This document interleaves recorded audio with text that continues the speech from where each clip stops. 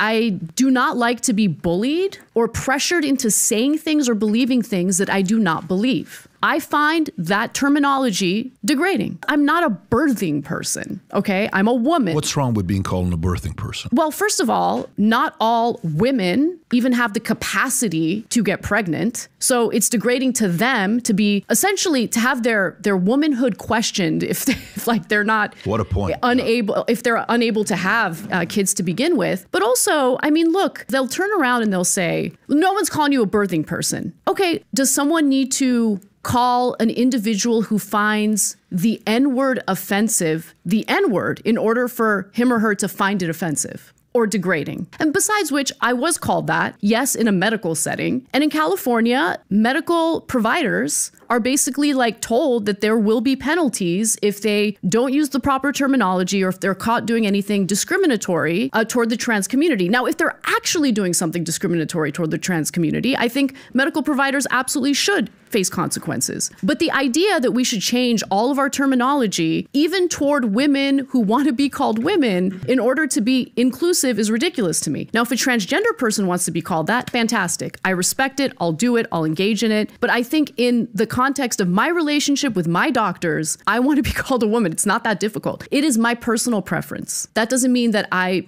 in any way believe that transgender people should be treated differently or that they should be discriminated against or that they should not live lives of dignity. I have had an entire career defending them, supporting them, and this one issue led to ridiculous outrage among a fringe component of that community. They are not representative of the entire transgender community, and for that fringe component, if they think that they're going to shut me up and force me to say things I don't believe, they've got another thing coming, okay? I'm going to say what I think.